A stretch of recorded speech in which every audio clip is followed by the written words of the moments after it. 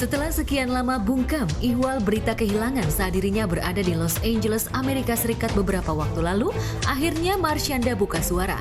Wanita yang karib disapa Caca itu sempat dinyatakan hilang oleh sahabatnya Sheila Salsabila. Namun, menurut pengakuan Caca di laman video berbaginya, sejatinya saat itu ia memutuskan untuk pergi ke pantai Venice tanpa membawa perlengkapan dan bahkan ponsel. Semua barang-barangnya ia taruh di suatu tempat. Hal itu bertujuan agar dirinya bisa menikmati waktu sendiri tanpa ada gangguan dari orang lain. Tapi nyatanya saat tengah me time, Sheila ternyata menghubungi Caca hingga beberapa kali, hingga akhirnya ia menghubungi nomor telepon darurat 911. Gue itu gue kan udah bilang di mana-mana. Gue tuh lagi tapering off obat-obatan gue. Itu banyak banget yang udah pada tahu. Gue selalu dalam misi untuk nurunin dosis obat-obatan bipolar gue. Dan gue stabil waktu itu. Gue nyampe LA. Nah sampai LA, gue ada sahabat gue lah, namanya Sheila. Dia udah punya suami, namanya David. Terus gue sebenarnya kayak nyampe LA tuh perasaannya biasa aja. Kayak yang gila ya, gue nyampe LA tiba-tiba, tapi gue ada perasaan yang kayak dangkal. Kayak kok gue nggak jejak ya rasanya. Kayak everything is unreal, sesuatu yang mau gue klarifikasi. Karena Sheila ngomong di broadcast yang masuk ke berita di mana-mana, dibilang Caca tuh nggak minum obat karena 3 hari kopernya ada di airport. Gue tetap minum obat gue tuh selalu gue taruh tas. Terus ada satu hari, kayaknya hari tanggal 27 Juni, gue main, jadi Airbnb gue itu di daerah pantai namanya Venice Beach. Gue main lah ke pantai, gue tinggalin semua HP gue di Airbnb. Karena gue nggak mau di-trace dan gue nggak mau ada yang tahu gue di mana. Gue pengen me time, gue pengen main ombak, gue pengen rasain biar kena ombak lagi kayak gue kecil. Dan di situ Sheila tuh nelponin gue. Dia nelponin gue sampai 7 kali. Terus dia panic attack karena gue nggak bisa ditemuin. Dia ngelaporin gue ke 911. Terus gue jalan pulang. Gue cuma 2 jam main ombak. Terus gue jalan pulang nih. Gue nyari Airbnb gue. Nah sayangnya gue kan pakai soft lens. Kalau nggak pakai soft lens mata gue tuh buram. Sudah gitu di daerah gue itu gue bingung antara west east. Jadi gue tuh jalan ngeliat tanda.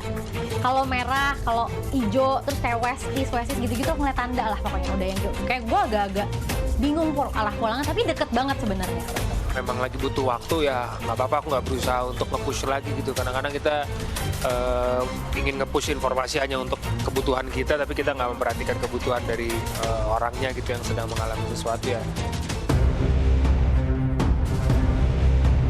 Di pantai itu, Caca hanya menghabiskan waktu 2 jam. Namun, Sheila panik lantaran tak bisa menemui Caca. Alhasil, mobil ambulan dan juga petugas 911 menghampiri Caca hingga akhirnya ia diinterogasi lalu dibawa ke mental health facility. Namun, menurut pengakuan Caca, Sheila dan juga suaminya tak bermaksud agar Caca dibawa ke rumah sakit jiwa di Los Angeles. Apa mau dikata? Karena telepon Sheila itu, ia pun harus mukim selama 2 pekan di mental health facility. Gue nyampe balik ke arah Venice Beach dan gue minta tolong seseorang untuk seorang stranger untuk ngarahin gue ke rumah, ke Airbnb gue. Terus pas gue dibantuin sama orang ini, datanglah ambulans ngejemput gue, dan ambulans itu yang nge-nelpon adalah Sheila atau David. Pas gue dijemput ambulans, gue kayak bingung, ngapain ngejemput gue? Terus orang ambulansnya juga bingung, kayak ini orang kok kelihatan kayak baik-baik aja, tapi kenapa ada yang nge-report? Mungkin, terus pada nanya setiap kali. Pertama ambulans, kedua ada 911-nya juga, ambulans 911 yang pada ujung-ujungnya adalah rumah sakit jiwa, mental health facility. Mereka tuh nanya, are you okay? What's your name? Sekarang lo di mana? Asal lo dari mana? Kayak memastikan gue waras, ngerti kan lo? Dan gue ini kayak sadar diri nggak gitu. Terus jawaban gue tuh normal semua. Terus gue bilang, lo kalau worry gue kenapa-napa, lo lihat aja di iPhone itu ada fitur yang namanya emergency atau health ID. Nah isinya adalah healing my breast tumor atau cancer holistically. Terus udah titik, gue nggak menuliskan riwayat gue ada bipolar ataupun depresi. Tapi di bagian medication ada obat-obatan yang isinya kok obat penenang. Obat untuk mania, untuk depresi, untuk orang kayak bipolar. Nah itulah yang ngebuat 911 itu jadi yang ngebawa gue ke mental health facility. Tapi rumah sakit jiwa worry ngeliat gue.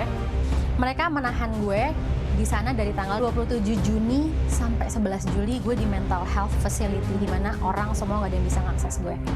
Even nyokap gue sama adik gue aja nelfon gue tuh cuman 1-2 kali.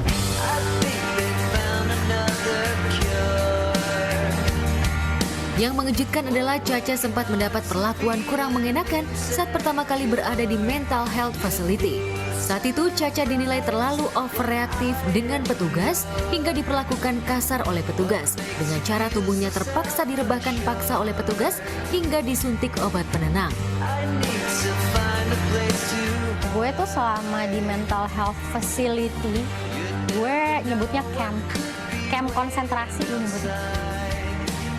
Orang di penjara itu di-treat lebih baik daripada orang di rumah sakit jiwa. Karena orang di penjara tuh masih dianggap waras. Orang di rumah sakit jiwa itu udah dianggap gak waras. Jadi kita semua itu, gue tuh sampai loh sempat kayak teriak-teriak, gue bilang gue menolak untuk minum obat ini karena gue mau menggunakan hak asasi manusia gue untuk melawan melawan perintah kalian semua. Pas gue ngomong gitu, gue tangan gue dibelakangin, gue dijatuhin ke kasur karena gue dianggap udah overreactive, dan gue dijatuhin ke kasur itu bukan yang kasar gitu ya, kayak aman cowok dan cewek, sampai gue disuntik karena gue udah dianggap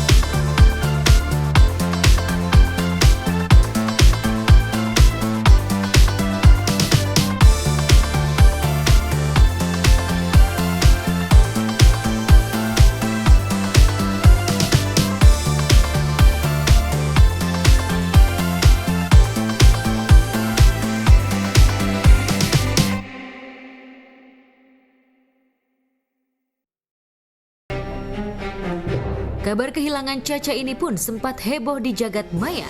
Sela yang menyebarkan berita itu pun langsung meminta maaf, sedangkan keluarga Caca langsung membuat pernyataan dan mengungkap kondisi Caca baik-baik saja dan tidak hilang, melainkan hanya tengah menjalani healing di luar negeri.